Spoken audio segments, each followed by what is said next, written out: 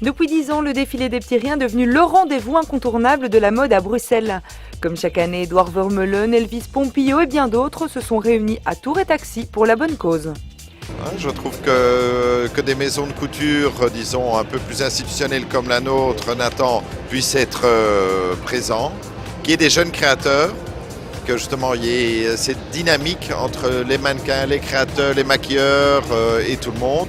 Et je trouve que c'est merveilleux et que l'œuvre, que ça puisse rapporter, que ce soit aussi la fête des petits riens. C'était pas un défi, mais oui, je déteste en fait le prêt-à-jeter. Moi, je n'aime pas la façon dont les gens consomment actuellement. J'aime pas tellement qu'on achète un vêtement à 10 €, qu'on le porte une fois et puis qu'on le jette. Je préfère, et voilà, c'est pour ça que le plaisir de faire revivre et de faire renaître un vêtement ou un accessoire d'une autre façon et que ça soit acheté.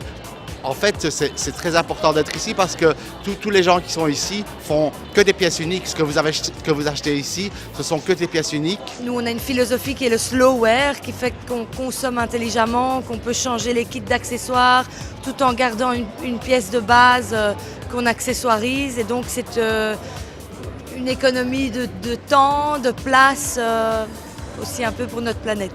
Et c'est devant un public conquis par le travail réalisé que les mannequins ont défilé dans des créations toujours aussi surprenantes, surtout quand on sait d'où elles viennent.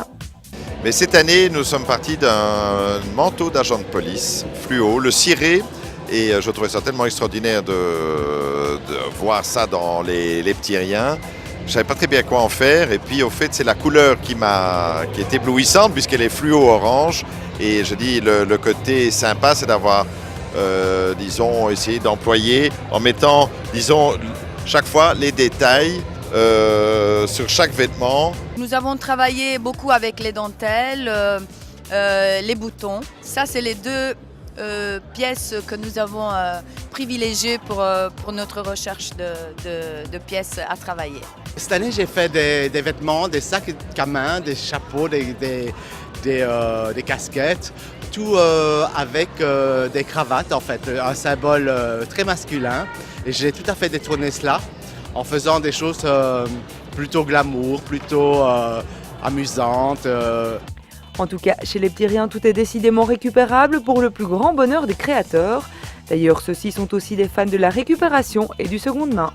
Absolument, là je porte une cravate, une casquette en cravate et ça me plaît beaucoup. Moi je m'habille beaucoup en seconde main depuis toujours parce que je préfère m'acheter un beau vêtement ancien qui a été bien fabriqué dans une belle matière que de m'acheter pour un prix modique, que de m'acheter un truc dans un grand magasin où c'est fait par millions d'exemplaires qui dès qu'on vous voit on sait que ça vient de chez un tel ou chez un tel et que ça coûte ce prix-là.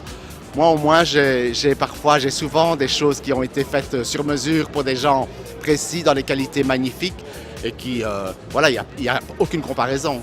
Disons que j'ai un jour acheté un manteau seconde main parce que je trouvais ça amusant.